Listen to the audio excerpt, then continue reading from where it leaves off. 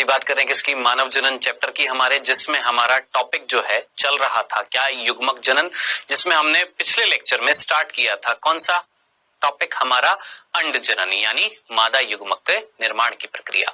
आज वही पढ़ने वाले हैं क्या, युग्मक जनन पढ़ेंगे। कौन सा युग्मक जनन, अंड जनन पढ़ेंगे, फिर क्विज लेकर आऊंगा और लास्ट में होमवर्क दूंगा। ठीक है, चलें आगे। चल तो बेटा जी अंड जनन की बात करने वाले हैं, जिसमें मैंने आपको सिंपल से एक बिंदु जरूर बताया था पिछले लेक्चर में, क्या कि अंड जनन प्रक्रिया जो होती है, ध्यान से सुनना, कि अंड जनन प्रक्रिया जो होती है वो कब स्टार्ट हो जाती है, कब प्रारंभ होती है, ये मैंने आपको बता दिया था। कब प्रारंभ होती है, जब एक लड़की, ठीक है, कौन सी अवस्था में होती है, भ्रूणीय अवस्था में,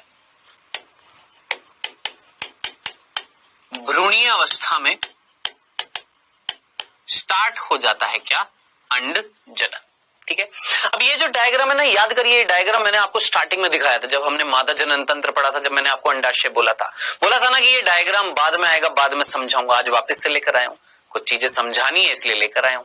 ठीक है, तो हमने सिंपल सा बोला कि भैया प्रारंभ कब होएगा, भ्रूणीय अवस्था में, लगभग चौथे से पांचवें महीने का जो गर्भकाल होएगा, उसमें एक स्त्री के अंदर गर्भ में उपस्थित एक लड़की के अंडाशय में क्या स्टार्ट हो जाएगा, अंड जनन। ये मैंने पहले भी बता दिया था पिछले लेक्चर में। ठीक है, अब आज बात करने वाले अंड जनन प्रक्रिया की, ये इस तरीके से अंड जनन है, जो बोला था ये भी समझाऊंगा। आइए बात कर रहे हैं किसकी, अंड जनन की, ध्यान से सुनना। ठीक है, देखिए ये मैंने आपको बता दिया था, ये एक स्त्री है, ये उसका गर्भ है यानी गर्भाशय है, और उसके गर्भाशय के अंदर लड़की है, हंसती खिलखिलाती लड़की, और उस लड़की के अंदर भी गर्भाशय है और अंडाशय है। ठीक है, मैंने बोला कि इस अंडाशय में, किसके अंडाशय में, इस भ्रूणीय लड़की, ये जो लड़की जो है, जो भ्रूण है, इसके अंडाशय में, ठीक है, ये जो शिशु जो है अपने गर्भ में, अपनी माता के गर्भ में है, इसके अंडाशय में स्टार्ट होने वाला है क्या, अंड जनन। ठीक है, चौथे से पांचवें महीने में अब क्या होएगा, ध्यान से सुनना। ये मैंने यहां पर अंडाशय बनाया है, किसका है बेटा ये अंडाशय, स्त्री का नहीं है, उस माता का नहीं है, उसकी बच्ची का है, जो उसके गर्भ में पल रही है। ठीक है, यानी ये शिशु का जो गर्भ में है उसका अंडाशय, ध्यान रखना। ठीक है, अब याद करिए, ये जो अंडाशय जो था, इसके अंदर लेयर्स थी, स्तरें थी, जिसमें बाहर एक दोहरा आवरण था, क्या नाम था, मीजोवेरियम, पहले बताया ना, उसकी बात नहीं कर रहे। याद करिए, सीधा हम बिंदु पर आते हैं, क्या कि कोई जनन उपकला थी, याद करिए, जल्दी से सोचिए। देखिए ये अंड जनन थोड़ा सा टफ पड़ सकता है, इसलिए थोड़ा सा स्पीड से चलेंगे और थोड़ी सी चीजों को समझेंगे। ठीक है, ये कौन है बेटा, जर्म उपकला, या जिसको हमने जनन उपकला भी बोला था, या तो जनन उपकला या जर्म उपकला बोल दीजिए। इसकी जो ये कोशिकाएं हैं, ये जो जनन उपकला की ये जो कोशिकाएं हैं बच्चों, इन कोशिकाओं को हमने बोला था जर्म कोशिका। क्या है ये, जर्म कोशिका। सिंपल। अब ध्यान से सुनना, एक लड़की, ध्यान से सुनना, एक लड़की, ये लड़की जो अपनी माता के गर्भ में थी, इस लड़की के अंडाशय में, ध्यान से सुनना, इस लड़की के अंडाशय में जो जनन उपकला थी, इस जनन उपकला से कुछ कोशिकाएं यहां से निकलकर यहां आ रही हैं, यहां आ रही हैं, यहां आ रही हैं, यहां आ रही हैं।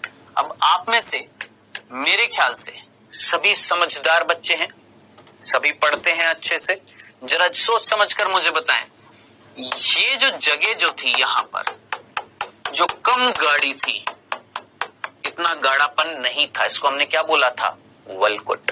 जबकि बीच में जो थी वो क्या थी, मध्यांश थी, याद आ रहा है, और दोनों को हमने स्ट्रोमा बोला था ना, तरल को क्या बोला था, स्ट्रोमा। तो हमने क्या बोला, ध्यान से सुनना, हमने बोला एक लड़की जो शिशु अवस्था में अपनी माता के गर्भ में है, जिसके अंडाशयों में जो जनन उपकला थी उसकी कुछ कोशिकाएं निकलकर कहां पर आ गई हैं भैया, यहां आ गई हैं।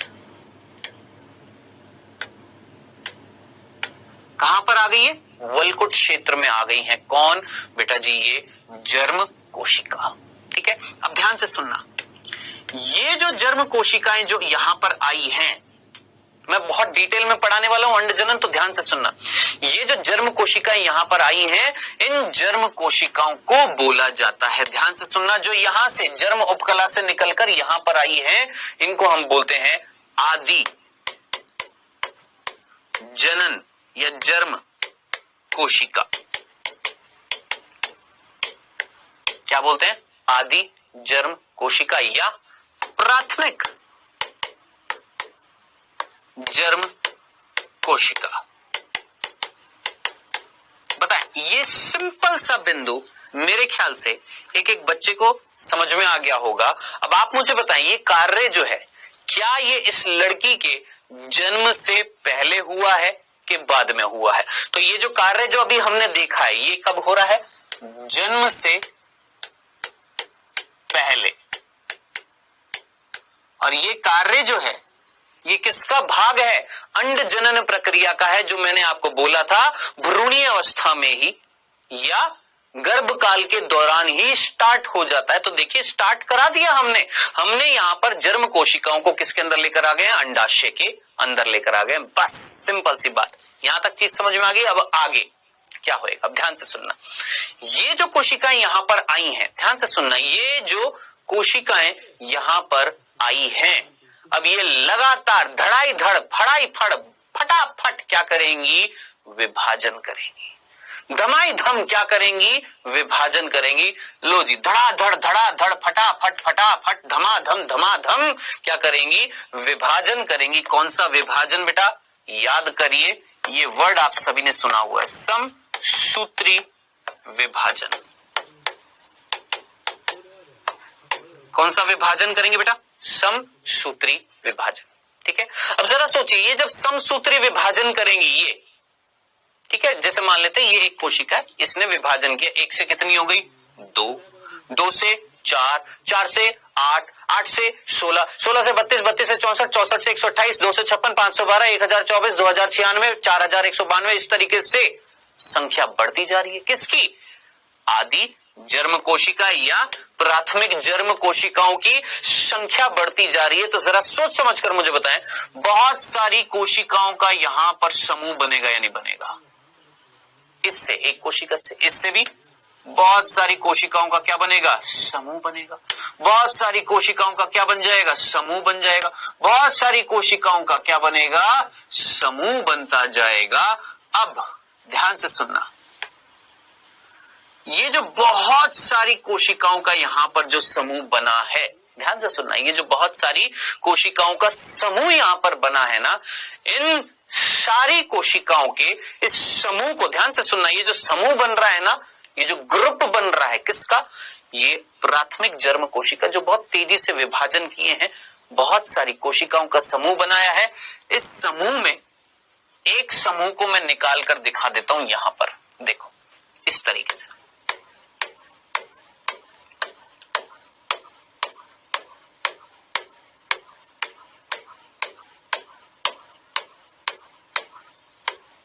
बताएं, इस तरीके से समूह दिख रहा है, ये किसका है, सोचिए। आप बोलेंगे सर ये तो प्राथमिक जर्म कोशिका जिसने समसूत्री विभाजन कर दिया, उसका ये समूह है। मैंने कहा चलो जी, ओके ठीक है। अब ये जो समूह जो है ना, इस समूह को बोला जाता है बेटा जी, ध्यान से सुनना है, ये समूह, ध्यान से देखना, ये जो समूह दिख रहा है आपको, ये दिख रहा है, ये दिख रहा है, सिर्फ समझाने के लिए बेटा सुनना, ये जो समूह जो दिख रहे हैं ना, इन समूहों को बोला जाता है, ध्यान से सुनना, इस समूह को बोला जाता है अंडवाही रज्जु। अब ध्यान से सुन लेना, कई चीजें हैं जो हमारी बुक्स में नहीं लिखी हुई हैं, जो समझानी जरूरी है, तभी तो चीजें कंसेप्ट समझ में आएगा। तो ये क्या कहला रहा है, अंडवाही रज्जु। ठीक, तो अंडवाही रज्जु क्या था, आप सीधा बोलेंगे सर एक लड़की जो पैदा नहीं हुई है, उसके अंडाशय में क्या हुआ था, जो जर्म उपकला की जनन कोशिकाएं हैं उनमें से कुछ जनन कोशिकाएं निकलकर अंदर किसमें आई थी, स्ट्रोमा के वलकुट भाग में आई, और वलकुट भाग में आकर ये जो जर्म कोशिकाएं जो यहां पर आई है, जिनको हमने क्या बोला, प्राथमिक जर्म कोशिका, ये धड़ाई धड़ क्या कर रही थी, समसूत्री विभाजन, बहुत सारी संख्या में समसूत्री विभाजन करके एक गुच्छा बनाया है कोशिकाओं का। एक कोशिका ने एक गुच्छा बनाया, दूसरी ने एक और गुच्छा, ऐसे एक ने एक और गुच्छा। ये जो गुच्छे हैं ये क्या कहला रहे हैं, अंडवाही रज्जु। सिंपल। चलें आगे, कंफ्यूजन तो नहीं था। अब आगे क्या होगा, अब ध्यान से देखना बेटा। इस अंडवाही रज्जु में ना, इस अंडवाही रज्जु में एक, ध्यान से सुनना, इस अंडवाही रज्जु में एक कोशिका, एक कोशिका, ये वाली कोशिका, बीच में जो कोशिका है जो बाकियों से थोड़ी सी अलग है, ठीक है। औरों में भी दिखा देता हूं ताकि अच्छे से समझ में आए। देखिएगा,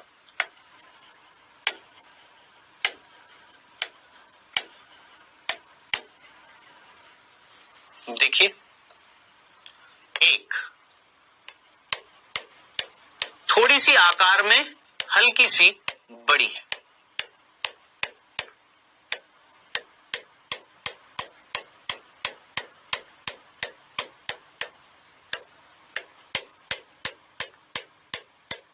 थोड़ी सी आकार में हल्की सी बड़ी है। इतना तो समझ में आ जाएगा ना।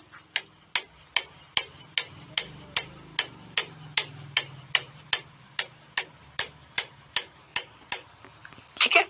अब ये जो आकार में थोड़ी सी हल्की सी क्या है, अलग सी दिखने वाली जो कोशिका है, इस कोशिका को ध्यान से सुनना। ये जो अंडवाही रज्जु था ना, इसके अंदर ये जो बीच में छोटी सी, मतलब बीच में एक कोशिका जो अन्य कोशिकाओं से थोड़ी सी अलग सी दिख रही है, इसको हम बोलते हैं क्या, अंडजनक कोशिका। अंडजनक या अंडजन कोशिका क्या बोलते हैं, अंडजननी कोशिका या अंडजनक कोशिका।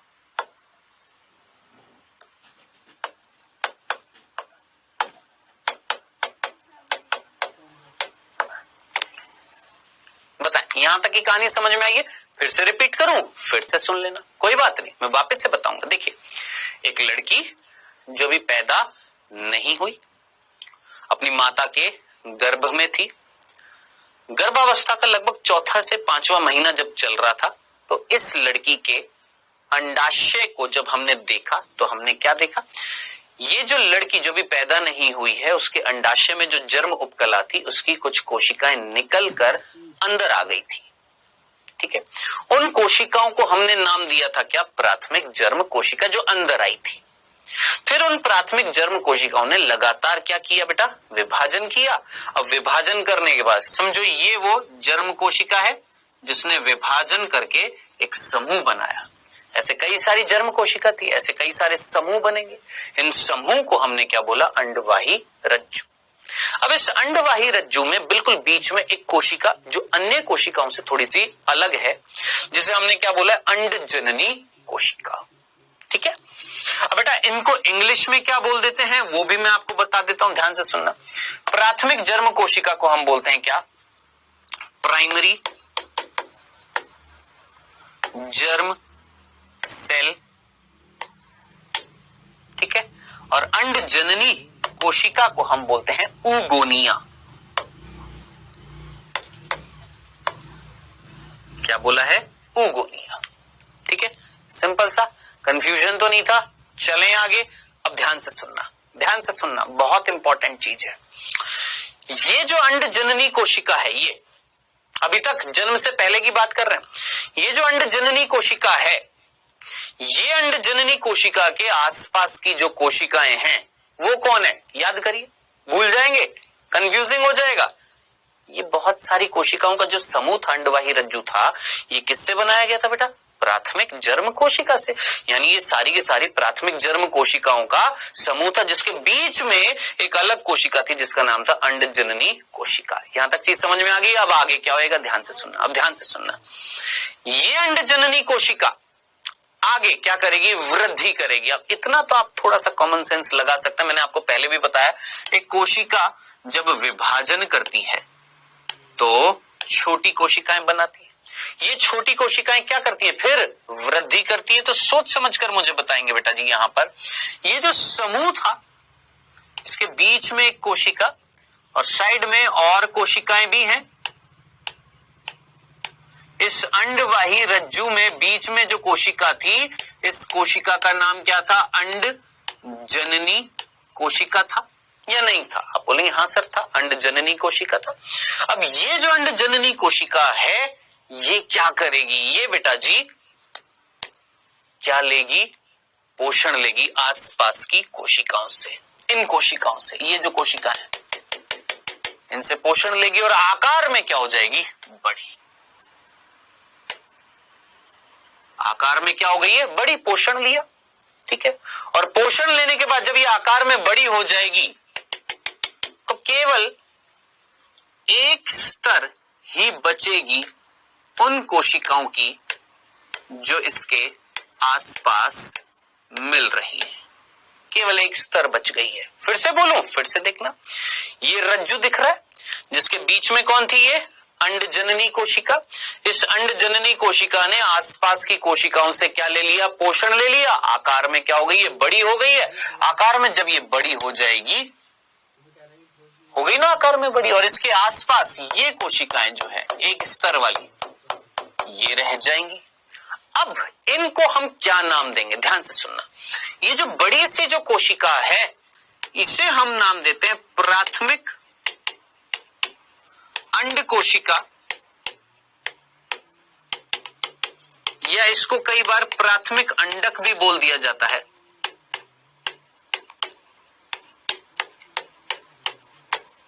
क्या बोला हमने इसको, प्राथमिक अंड कोशिका या प्राथमिक अंडक भी बोल दिया जाता है। जरा ध्यान से सुनना बेटा, ध्यान से सुनना। ये जो प्राथमिक अंड कोशिका है या प्राथमिक अंडक है, इसके चारों तरफ जो कोशिकाएं हैं ना, अब ये कोशिकाएं जो हैं, इन कोशिकाओं को बोला जाता है, याद रखना, भूल मत जाना, क्या, पुटकीय कोशिका।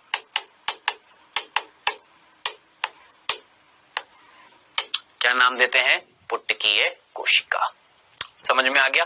तो बेटा जरा सोचिए, पुटकीय कोशिका की एक स्तर और उसके अंदर कौन है, प्राथमिक अंडक, है ना। अब ये जो पूरी संरचना है ना, ये पूरी, इस पूरी संरचना को बोला जाता है प्राथमिक पुट्टिका।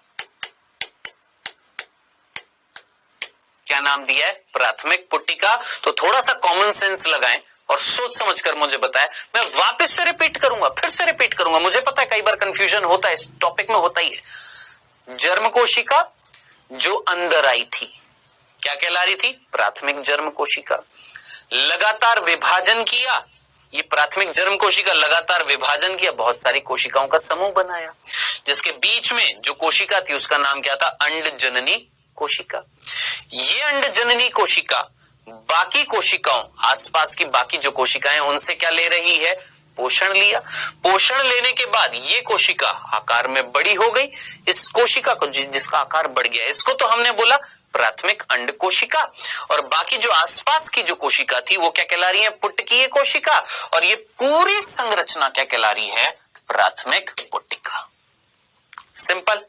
चलें आगे। अब आप मुझे बताएं, इस डायग्राम में जरा देखना, क्या प्राथमिक जननिक कोशिका या प्राथमिक जर्म कोशिका थी? हाँ जी थी। समसूत्री विभाजन किया? हाँ जी किया, बताया था। एक रज्जु बनाया, उस रज्जु के अंदर अंडजननी कोशिका थी? हाँ जी थी। वो अंडजननी कोशिका ने वृद्धि करी? हाँ जी करी। और करने के बाद क्या बनाया, प्राथमिक अंडक बनाया। क्या यहां तक की कहानी समझ में आ गई है? फिर से सुनना, प्राथमिक जननिक कोशिका थी? हाँ जी। प्राथमिक जर्म कोशिका या प्राथमिक जननिक कोशिका, एक ही बात है। प्राथमिक जर्म कोशिका ने समसूत्री विभाजन करके एक गुच्छा बनाया। उस गुच्छे में बीच में जो कोशिका थी उसका नाम क्या था, अंड जननी कोशिका। समसूत्री विभाजन करके क्या बनाई, अंड जननी कोशिका। फिर ये जो अंड जननी कोशिका जो बीच में थी, इसने पोषण लेकर वृद्धि करी क्या बोला हमने इसको, प्राथमिक अंड कोशिका या प्राथमिक अंडक बोला कि नहीं बोला। यहां तक मैंने आपको बता दिया, यहां तक कोई कंफ्यूजन तो नहीं है। अब जरा सोचिए, सारा खेल जो हो रहा है, क्या ये जन्म से पहले हो रहा है कि जन्म के बाद हो रहा है, जन्म से पहले। ठीक है, यानी यहां तक ये जो संरचनाएं हैं जो बनाई हैं हमने, ये कहां पर हैं, अंडाशय में है। किसके अंडाशय में बेटा, ये मिल रही हैं किसके अंडाशय में, उस लड़की के जो भी पैदा नहीं हुई है। ठीक है, अब फाइनली मुझे बताएं उस लड़की के अंडाशय में क्या मिलेगा, क्या मैं दिखा सकता हूं इस तरीके से, देखना। ये मान लेते हैं उस लड़की का अब अंडाशय जो भी पैदा नहीं हुई है, ये जनन उपकला,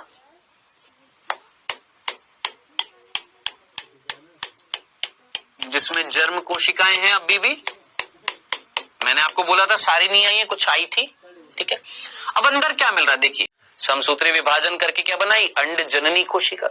फिर ये जो अंड जननी कोशिका जो बीच में थी, इसने पोषण लेकर वृद्धि करी क्या बोला हमने इसको, प्राथमिक अंड कोशिका या प्राथमिक अंडक बोला कि नहीं बोला। यहां तक मैंने आपको बता दिया, यहां तक कोई कंफ्यूजन तो नहीं है। अब जरा सोचिए, सारा खेल जो हो रहा है, क्या ये जन्म से पहले हो रहा है कि जन्म के बाद हो रहा है, जन्म से पहले। ठीक है, यानी यहां तक ये जो संरचनाएं हैं जो बनाई हैं हमने, ये कहां पर हैं, अंडाशय में है। किसके अंडाशय में बेटा, ये मिल रही हैं किसके अंडाशय में, उस लड़की के जो भी पैदा नहीं हुई है। ठीक है, अब फाइनली मुझे बताएं उस लड़की के अंडाशय में क्या मिलेगा, क्या मैं दिखा सकता हूं इस तरीके से, देखना। ये मान लेते हैं उस लड़की का अब अंडाशय जो भी पैदा नहीं हुई है, ये जनन उपकला,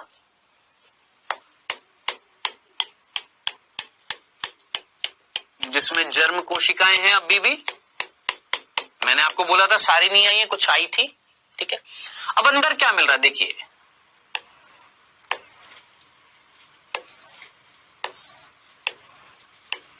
ये क्या है, सोच समझकर मुझे बताइएगा।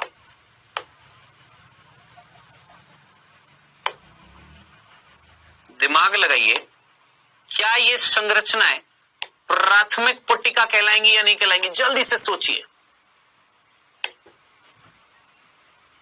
प्राथमिक पुट्टिका क्या थी, बीच में एक बड़ी सी क्या थी, प्राथमिक अंडक कोशिका थी ना। ये जो बीच में बड़ी सी है, ये कौन है, प्राथमिक अंडक है या प्राथमिक अंड कोशिका है, और आसपास कोशिकाओं का समूह था ना, एक स्तर मिल रही थी ना। क्या बोला था इस स्तर को बेटा जी हमने, पुट्टिकीय कोशिकाओं की स्तर बोला था या नहीं बोला था। ठीक है, अब ये जो पुट्टिकीय कोशिकाओं की स्तर जो होती है बेटा, इसको इंग्लिश में बोलते हैं ग्रेन्युलोसा सेल्स। याद रखना, क्या नाम देते हैं, ग्रेन्युलोसा सेल्स। और जो प्राथमिक अंडक जो होती है, इसको हम बोलते हैं प्राइमरी oocyte। ठीक है, और ये जो पूरी संरचना है, जिसमें बीच में कौन है, प्राइमरी oocyte, और साइड में कौन है, ग्रेन्युलोसा सेल्स।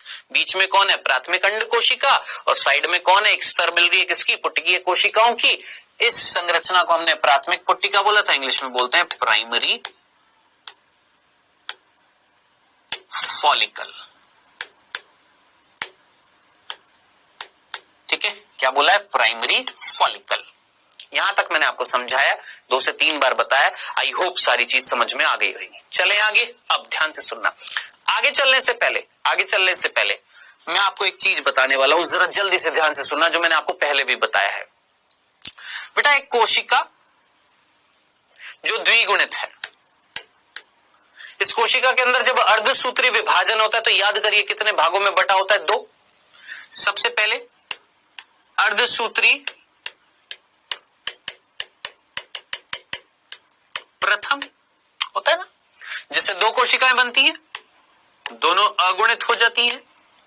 फिर ये जो दोनों हैं, इनमें क्या होता है, अर्धसूत्री द्वितीय होता है। दोनों में अर्धसूत्री द्वितीय होता है, जो किसके जैसा होता है, समसूत्री बताया हुआ है।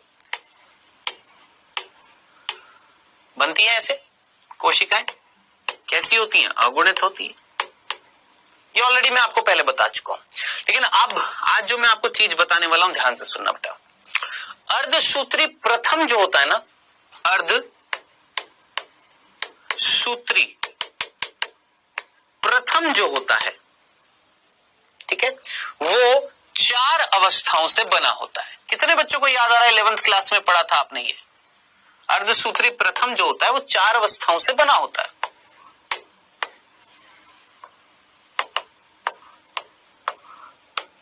याद आ रहा है? हिंदी में बोलते हैं पूर्वावस्था, प्रोफेज, फर्स्ट। याद आ रहा है? मध्यावस्था, फर्स्ट, मेटाफेज, फर्स्ट। याद आ रहा है? ऐसा कुछ पढ़ा था। फिर पश्चावस्था, फर्स्ट, एनाफेज, फर्स्ट, और लास्ट में अंत्यावस्था, फर्स्ट, टीलोफेज, फर्स्ट। याद आ रहा है? 11th क्लास में ऐसा कुछ पढ़ा था। समसूत्री विभाजन में भी पढ़ा होगा। समसूत्री विभाजन 4 अवस्थाओं से बना होता है, प्रोफेज, मेटाफेज, एनाफेज, टीलोफेज। लेकिन वहां पे फर्स्ट नहीं था। यहां पर अर्धसूत्री प्रथम है तो 4 अवस्थाओं से बना हुआ है। प्रोफेज फर्स्ट, जिसको हम हिंदी में पूर्वावस्था प्रथम, मेटाफेज फर्स्ट, मध्यावस्था प्रथम, एनाफेज फर्स्ट, पश्चावस्था प्रथम, टीलोफेज फर्स्ट, अंत्यावस्था प्रथम। याद आ रहा है ऐसा कुछ? ठीक है, खत्म नहीं हुआ। अब ध्यान से सुनना। ये जो पूर्वावस्था प्रथम जो होती है, कौन बेटा? पूर्वावस्था प्रथम जो होती है, पूर्वावस्था प्रथम जो होती है, प्रोफेज फर्स्ट जो होती है, ये 5 अवस्थाओं से बनी होती है।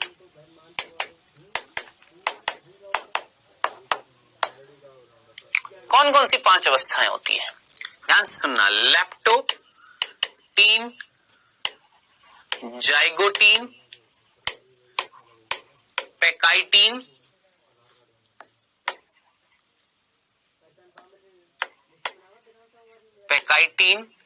डिप्लोटीन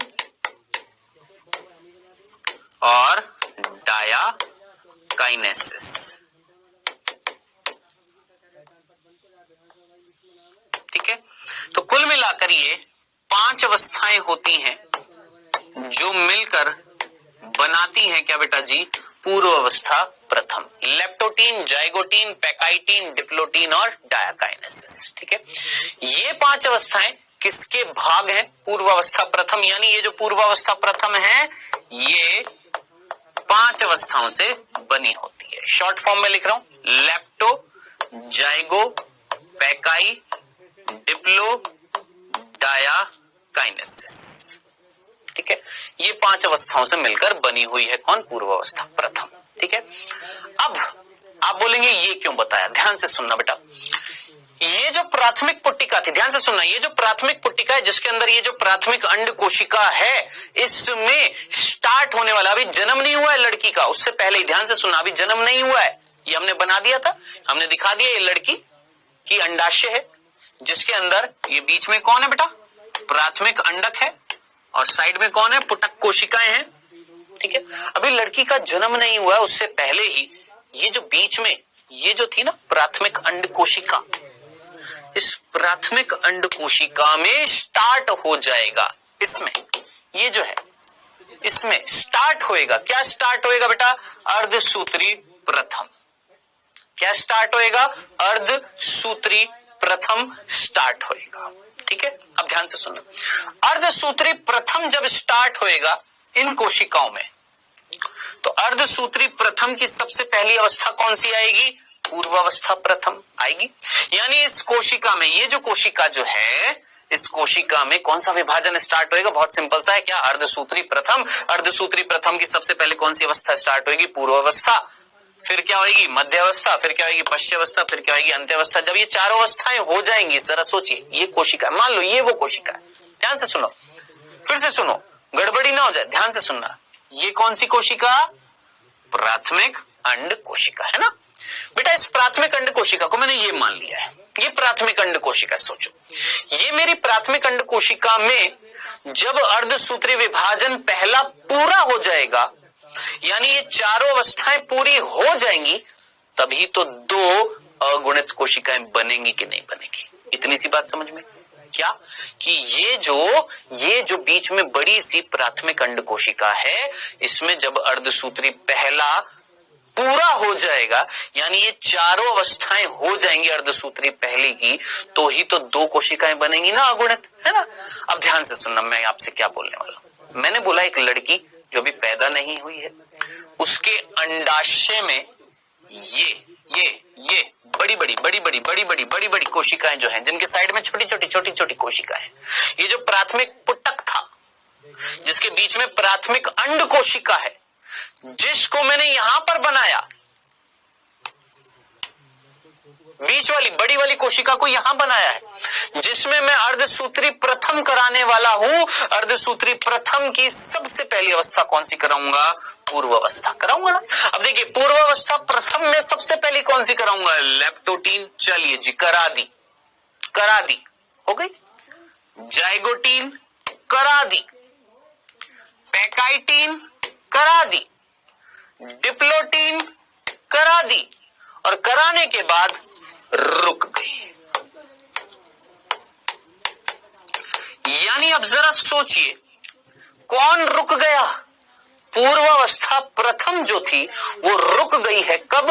डिप्लोटीन अवस्था के बाद में।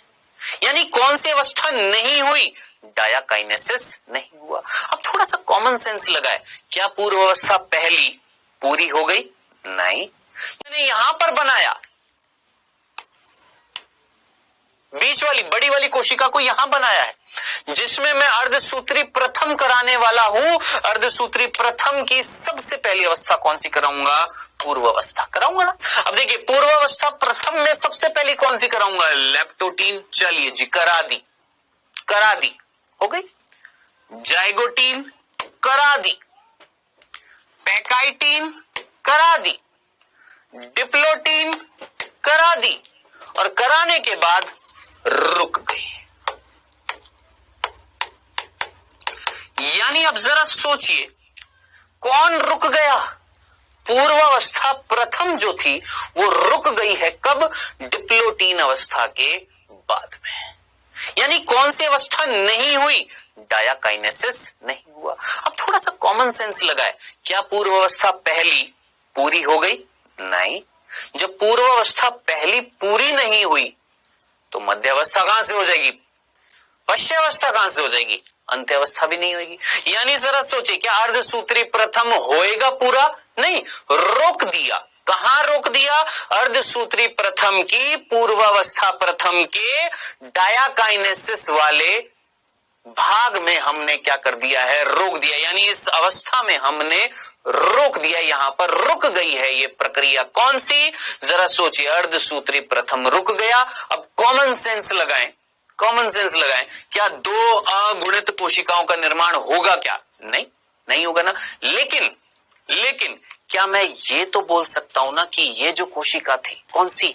प्राथमिक अंड कोशिका, इसमें अर्धसूत्री प्रथम चालू तो हो गया था, स्टार्ट तो हो गया था, उसकी पूर्वावस्था पहली स्टार्ट तो हो गई थी, उस पूर्वावस्था पहली के 4 अवस्थाएं हो गई थी, लेकिन 5वीं अवस्था में जाकर वो रुक गया था, ये तो बोल सकता हूं ना। तो अब जरा सोचिए, अब ध्यान से सुनना, अब एक लड़की जन्म लेने वाली है। अब एक लड़की का क्या होएगा? जन्म होएगा। अब जरा सोचिए, मान लेते हैं मैं वो लड़की हूं, मैं वो नवजात शिशु हूं, वो लड़की हूं जो पैदा हुई हूं। ध्यान से सुनना, बोला था ना हर एग्जाम्पल अपने ऊपर लिया करो। अब जरा सोचिए, मैं वो लड़की हूं जो मैं पैदा हुई हूं। मेरे अंडाशय में क्या मिल रहे हैं? सोचो। आप बोलेंगे सर ये मिल रहे हैं, कौन है ये? प्राथमिक पुट्टिका है ना, जिनके बीच में कौन है? प्राथमिक अंड कोशिकाएं हैं, है ना। और ये प्राथमिक अंड कोशिका एक विभाजन में रुकी हुई है, कौन से? अर्धसूत्री प्रथम में। कहां पर? पूर्वावस्था प्रथम की। कौन सी? डायाकाइनेसिस अवस्था में रुकी हुई है। यहां तक आपको चीज समझनी थी। आई होप यहां तक पूरी चीज समझ में आ गई होंगी। चलें आगे, कंफ्यूजन तो नहीं था पक्का? अब आगे देखना। अब जरा सोचिए, अब एक लड़की जब जन्म लेती है, जब एक लड़की ने जन्म लिया तो उसके अंडाशय में क्या मिल रहे हैं? आप बोलेंगे सर उसके अंडाशय में लाखों, ध्यान से सुनना, लाखों, लाखों यानी 10 लाख से भी ज्यादा, यानी मिलियन,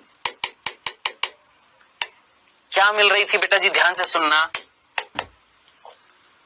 प्राथमिक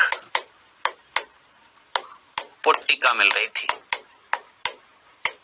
एक अंडाशय की बात कर रहा हूं, एक अंडाशय की। एक अंडाशय में ये मैंने कितनी दिखाई है? ये तो कुछ 6, 2, 8 दिखाई है। क्या? प्राथमिक पुट्टिका। 10 लाख से भी ज्यादा क्या मिल रही है बेटा? मिलियंस होती हैं क्या? प्राथमिक पुट्टिका। ठीक है। अब जन्म के बाद और पुट्टिकाएं नहीं बनती हैं, याद रखना। जितनी जन्म के समय बननी होती हैं उतनी बन गई, अब और नहीं बनेंगी। अब ये जो प्राथमिक पुट्टिका जो थी, इस प्राथमिक पुट्टिका में क्या मिल रही थी? याद करिए, 2 चीजें थी, जल्दी से सोचिए। क्या? प्राथमिक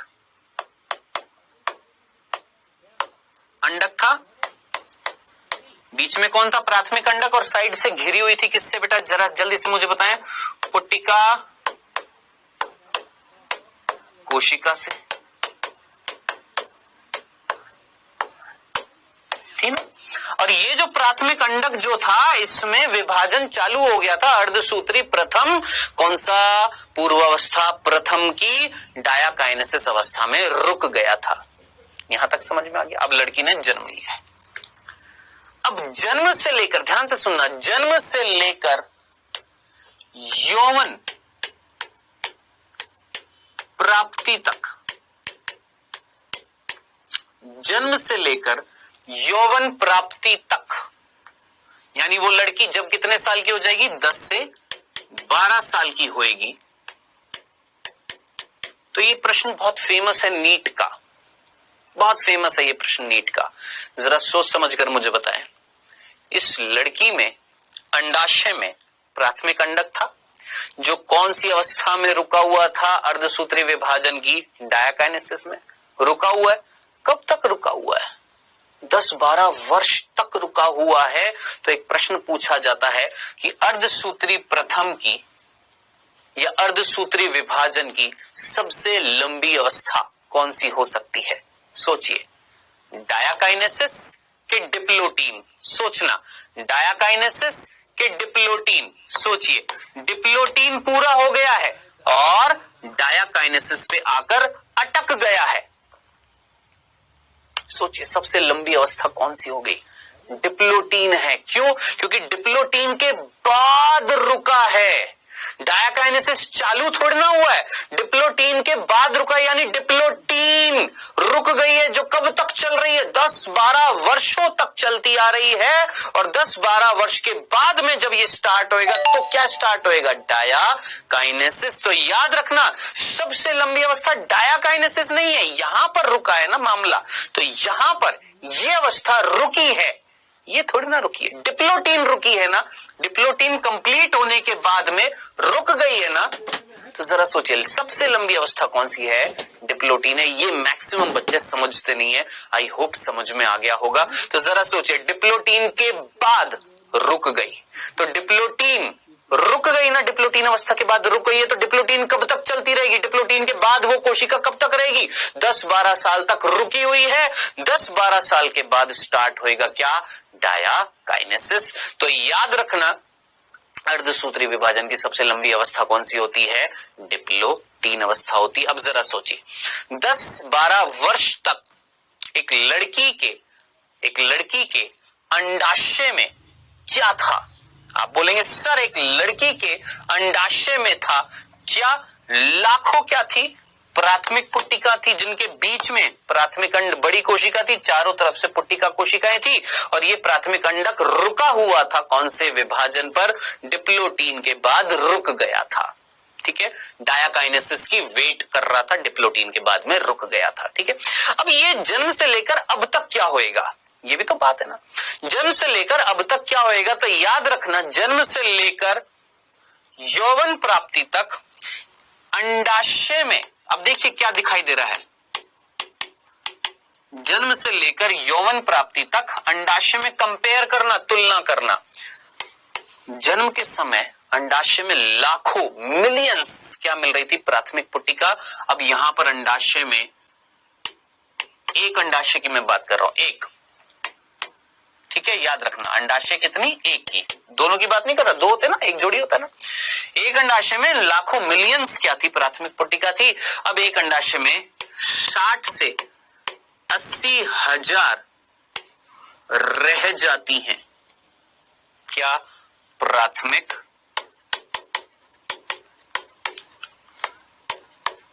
पुट्टिका। आप तो बोले थे कि सर 10 लाख के आसपास मिल रही थी, लाखों मिल रही थी, क्या, प्राथमिक पुट्टिका। अब आप बोल रहे हैं 60 से 80 हजार रह गई, यानी जन्म से लेकर यौवन प्राप्ति तक कई सारी प्राथमिक पुट्टिकाएं जो हैं यहां पर क्या हो रही हैं, जरा सोचिए, नष्ट हो रही हैं या नहीं हो रही। इतना तो कॉमन सेंस आप लगा सकते हैं। जन्म के समय लाखों मिल रही थी क्या, प्राथमिक पुट्टिका, जिनमें क्या मिल रहा था, प्राथमिक अंडक मिल रहा था, अभी भी प्राथमिक अंडक ही मिल रहा है, और जो कवर्ड है किससे, पुट्टिका कोशिका से।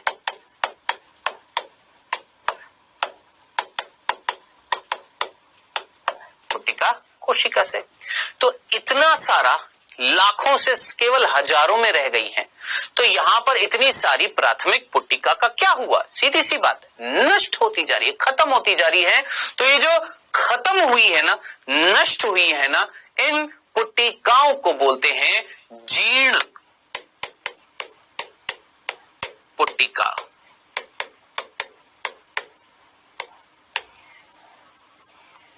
क्या बोलते हैं, जो नष्ट हो रही है, लाखों से केवल 60 से 80 हजार रह गई हैं, कौन, प्राथमिक पुट्टिका एक अंडाशय में। तो जरा सोचिए, इतनी लाखों में से केवल इतनी हजार रह गई, यानी लाखों नष्ट हुई हैं या नहीं हुई हैं। तो जो नष्ट हुई है जन्म से लेकर यौवन प्राप्ति तक उस लड़की में, वो क्या कहला रही है, जीर्ण पुट्टिका, जिनको हम एट्रेटिक फॉलिकल बोलते हैं।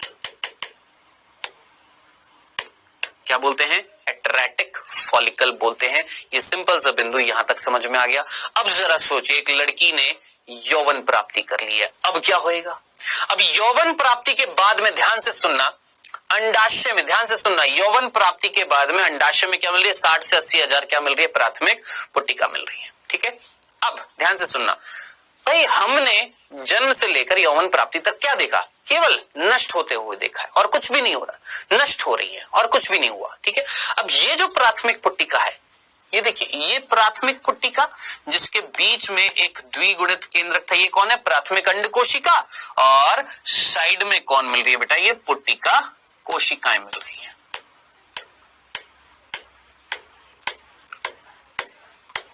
ठीक है, अब आप मुझे बताएं ये क्या है, ये प्राथमिक पुट्टिका है, सीधी सी बात है। 60 से 80 हजार रह गई है। बाहर जो स्तर जो थी वो क्या कहला रही थी, पुट्टिकीय स्तर कहला रही थी, पुटक कोशिकाएं कहला रही थी, और अंदर कौन है, प्राथमिक अंडक है। ठीक है, चले आगे, कंफ्यूजन तो नहीं था, पक्का। अब ध्यान से सुनना, ध्यान से सुनना, अब आगे क्या आएगा। अब एक लड़की जैसे ही 10 से 12 वर्ष की होती है तो उसके अंदर आर्तव चक्र चालू होता है, आर्तव चक्र चालू होता है।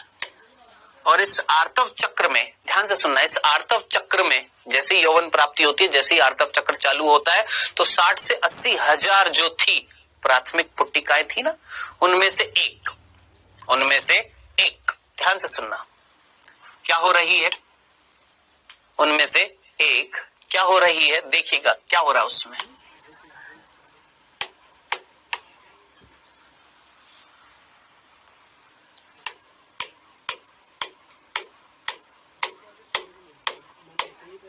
एक दिखा रहा हूं ऐसी कई सारियों में होगा, ठीक है। एक दिखा रहा हूं, ऐसी 60 से 80 हजार में हो रहा है। क्या हो रहा है, ध्यान से सुनना, वापस से सुनना। जैसे ही लड़की के अंदर यौवन प्राप्ति हो गई, यानी उसमें जब आर्तव चक्र चालू हो जाएंगे, तो ये जो 60 से 80 हजार जो थी, कौन, प्राथमिक पुट्टिकाएं जो थी, उनमें से एक मैं दिखा रहा हूं, सब में होएगा क्या। मेरे को बस इतनी सी बात बता दो,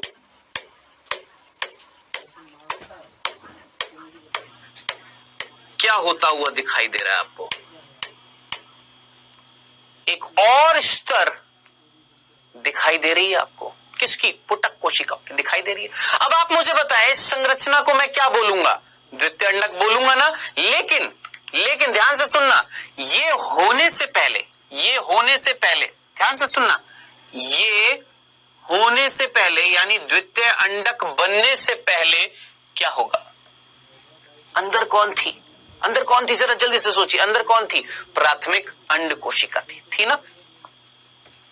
ये प्राथमिक अंड कोशिका कौन से विभाजन में रुकी हुई थी, हमने बोला डायकाइनेसिस में। जैसे ही एक लड़की में यौवन प्राप्ति होएगी, उसके अंदर आर्तव चक्र चालू होंगे, तो उसके अंदर मस्तिष्क, याद आ रहा है, हाइपोथैलेमस, वहां से एक हार्मोन निकलेगा GnRH, जो उस लड़की के पीयूष ग्रंथि से 2 हार्मोन निकालेगा, LH और FSH। इतनी सी बात समझ में। अब FSH, ध्यान से सुनना, FSH क्या करेगा, ये जो प्राथमिक अंड कोशिका थी ना, ये प्राथमिक अंडक थी, इसके अंदर अर्ध सूत्री प्रथम जो है, इसको करेगा पूरा, यानी पूर्ण कराएगा। फिर से बोलूं, फिर से सुनना, ध्यान से सुनना। जन्म से लेकर यौवन प्राप्ति तक हमने क्या देखा, केवल बहुत सारी जो प्राथमिक पुट्टिका जो हमने अच्छे से पढ़ी, बीच में कौन था, प्राथमिक अंड कोशिका, बाहर से क्या थी, एक स्तर थी किसकी, पुटक कोशिकाओं की, वो क्या कहला रही थी, प्राथमिक पुट्टिका कहला रही थी, वो खत्म हो रही है। बस हमने देखा लाखों में से केवल 60 से 80 हजार एक अंडाशय में रह गई है। अब वही यौवन प्राप्ति, जैसे यौवन प्राप्ति होती है, तो याद करिए, नर में भी हमने देखा था, जैसे एक लड़का 12 से 14 वर्ष का हुआ था, उसी तरीके से जैसे एक लड़की 10 से 12 वर्ष की होगी, उसके हाइपोथैलेमस से क्या निकलेगा, GnRH निकलेगा, पीयूष ग्रंथि से क्या निकलवाएगा, LH और FSH निकलवाएगा। अब वो FSH क्या कर रहा था बेटा, यहां पर वो FSH, ये जो प्राथमिक अंड कोशिका थी ना, जिसमें अर्धसूत्री विभाजन प्रथम की, पूर्वावस्था प्रथम की डिप्लोटीन में रुक गया था ना विभाजन, उसको पूरा कराएगी, यानी क्या कराएगी, डायाकाइनेसिस हो जाएगा। किसने कराया, कौन प्रेरित कर रहा है ये कराने के लिए, कौन, FSH करा दिया पूरा। अब आप बोलेंगे सर पूरा तो ये कराया ना, अब बेटा जब ये हो जाएगा ना, तो पूर्वावस्था पहली भी हो जाएगी, और पूर्वावस्था जब पहली हो जाएगी, तो उसके बाद मध्यावस्था पहली भी हो जाएगी, फिर पश्चावस्था पहली भी हो जाएगी, अंत्यावस्था पहली भी हो जाएगी, यानी क्या हो जाएगा, अर्धसूत्री फर्स्ट हो जाएगा। अब जरा सोच समझकर मुझे बताना, इस कोशिका में जब अर्धसूत्री प्रथम पूर्ण हो जाएगा, तो 2 कोशिका बनेंगी या नहीं बनेंगी, और दोनों कैसी होंगी, अगुणित होंगी ना, अगुणित। अब देखिएगा, ध्यान से देखिएगा, कैसी होंगी, अगुणित होंगी। लेकिन जरा ध्यान से देखना, 2 कोशिका बनी तो है, लेकिन उनमें से एक है बड़ी और एक है छोटी, यानी अर्धसूत्री फर्स्ट पूरा तो कराया किसने, FSH ने, लेकिन ये अर्धसूत्री फर्स्ट जो था वो समान नहीं था। कैसा था, असमान था, यानी इक्वल नहीं था, अनइक्वल था। 2 कोशिका तो बनी, अगुणित बनी, लेकिन एक बड़ी और एक छोटी। जो बड़ी है इसे हम बोलते हैं द्वितीय अंडक, और जो छोटी होती है इसे हम बोलते हैं प्रथम ध्रुवीय पिंड, या प्रथम ध्रुवीय काय भी बोल देते हैं, प्रथम ध्रुवीय पिंड भी बोल देते हैं, और इसे हमने क्या बोला है, द्वितीय अंडक बोला है। ये प्रथम ध्रुवीय पिंड, इसका कोई कार्य नहीं है, ये हो जाती है नष्ट। क्या हो जाती है, ये नष्ट। अब देख लीजिए, यही चीज इस डायग्राम में भी थी। प्राथमिक अंडक थी, उस प्राथमिक अंडक में अर्धसूत्री विभाजन जब पूरा हो जाएगा, तो एक बड़ी और एक छोटी बनेगी। जो बड़ी है उसका नाम है द्वितीय अंडक, और जो छोटी है जिसका नाम है ध्रुवीय पिंड, ये हो जाएगी नष्ट। क्या रह जाएगी? द्वितीय अंडक रह जाएगी या नहीं रह जाएगी? कौन रह गई है? ये द्वितीय अंडक रह जाएगा। अब जरा सोचिए क्या रह गया है? ये द्वितीय अंडक, प्रथम ध्रुवीय का है नष्ट, और चारों तरफ एक स्तर मिल रही है। मिल रही है ना एक स्तर, किसकी? पुटक कोशिकाओं की मिल रही है ना। अब इसके बाद क्या होएगा, ध्यान से देखना। अब इसके बाद बहुत सिंपल सी चीज, क्या?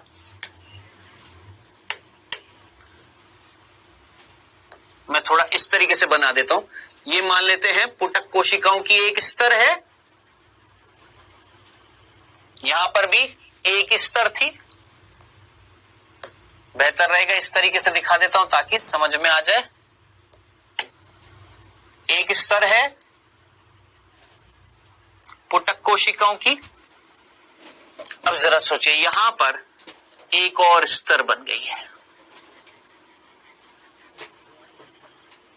एक और स्तर बन गई है। अब आप जरा सोचिए, दिमाग लगाएं, अंदर कौन है?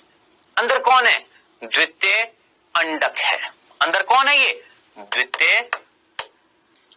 द्वितीय अंडक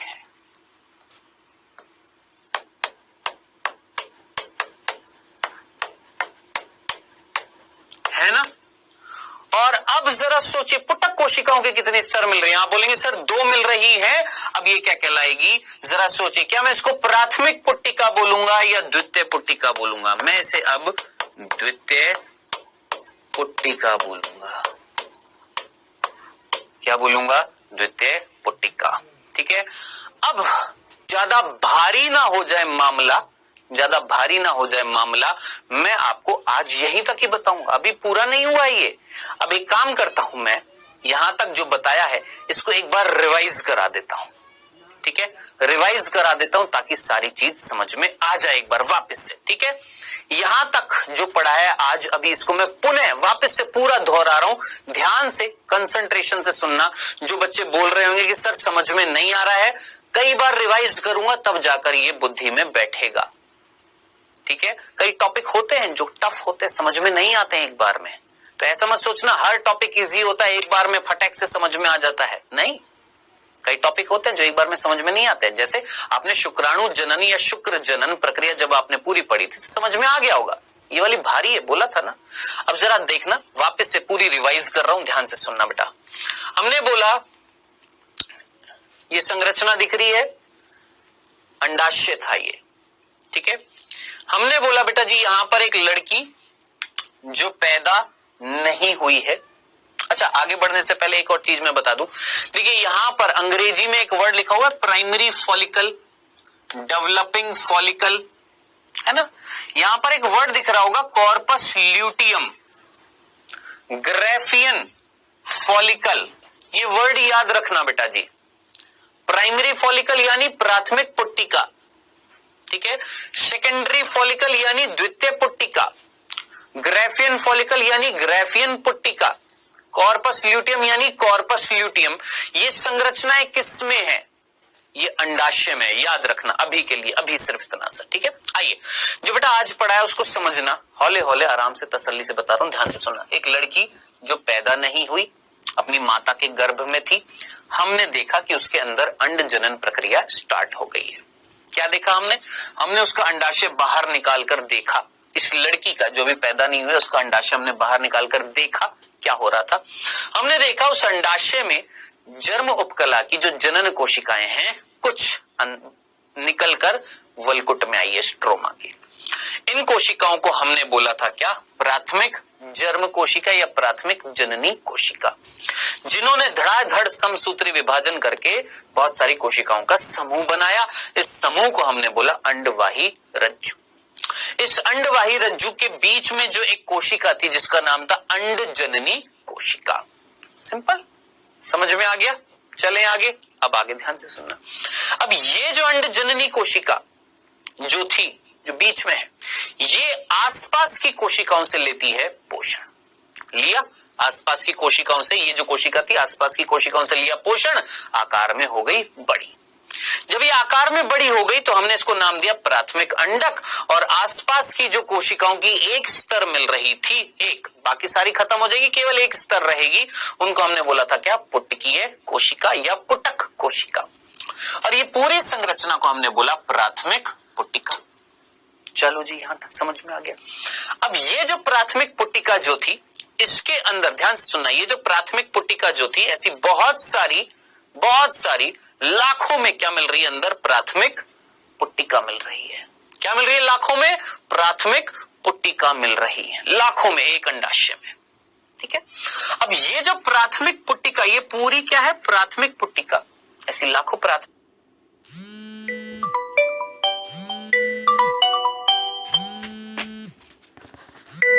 सूत्री प्रथम की पूर्वावस्था प्रथम चालू करा दी थी, लेकिन रोक दी थी कहां, डिप्लोटीन के बाद में, यानी वेट कर रहे थे कंप्लीट होने का, क्या, डायकाइनेसिस का, डिप्लोटीन के बाद में रोक दी। इट मींस अर्धसूत्री पहला अभी पूरा नहीं हुआ।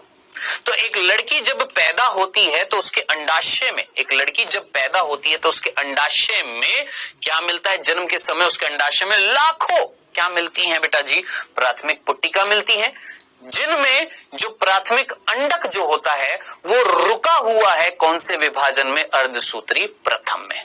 कहां पर, डिप्लोटीन में। ठीक है, अब जन्म से लेकर यौवन प्राप्ति तक ये लाखों प्राथमिक पुट्टिका जो है ये नष्ट हो जाती हैं। इनको हम बोलते हैं जीर्ण पुट्टिका। केवल कितनी रह जाती है, 60 से 80 हजार क्या रह जाती है, प्राथमिक पुट्टिका, जिनके अंदर कौन है, प्राथमिक अंडक है। ठीक है, अब जैसे एक यौवन प्राप्ति होती है तो हमने बोला लड़की में जैसे यौवन प्राप्ति होगी उसके अंदर आर्तव चक्र चालू होंगे तो उसके मस्तिष्क के हाइपोथैलेमस से क्या निकलेगा, जीएनआरएच, जो प्रेरित करेगा क्या निकालने के लिए, एलएच एफएसएच, एफएसएच आकर अर्धसूत्री प्रथम पूरा कर देगा, किसके अंदर, इस प्राथमिक अंड कोशिका के अंदर जो रुका हुआ था ना, पूरा करते ही असमान अर्धसूत्री विभाजन होएगा, जैसे एक बड़ी कोशिका एक छोटी कोशिका, बड़ी कोशिका का नाम क्या है, द्वितीय अंडक, छोटी का नाम क्या है, प्रथम ध्रुवीय पिंड। ये प्रथम ध्रुवीय पिंड नष्ट हो जाएगा तो केवल क्या रह जाएगी, हमारी द्वितीय अंडक रह जाएगी। अब ये द्वितीय अंडक है जिसके चारों तरफ पुटक कोशिकाओं की एक स्तर थी, एक और स्तर बन जाएगी, तो अब अंदर तो द्वितीय अंडक लेकिन पुटक कोशिकाओं की 2 स्तर बन जाएगी, तो इसे हम क्या बोलेंगे, द्वितीय पुट्टिका। यहां तक की चीज आई होप समझ में आ गई होगी। अब आज जो पढ़ाया है उसको मैंने रिवाइज करा दिया है, समय है किस चीज का, क्विज का। तो पहला प्रश्न आपकी स्क्रीन पर आता हुआ फर्स्ट, कॉर्पस ल्यूटियम कहां होता है, जल्दी से सोचिए। आज भी मैंने आपको बताया था कि कॉर्पस ल्यूटियम कहां होता है, बताया था ना, किसी संरचना के अंदर होता है। सोचिए कौन सी संरचना थी, पहला ऑप्शन यूट्रस गर्भाशय, दूसरा वेजाइना यानी योनि, तीसरा ओवरी यानी अंडाशय, चौथा थाइमस। इनमें से कौन सी संरचना है जिसके अंदर कॉर्पस ल्यूटियम मिलता है, क्या होता है अभी नहीं बताया लेकिन मिलता है ये बता दिया था। सोचिए,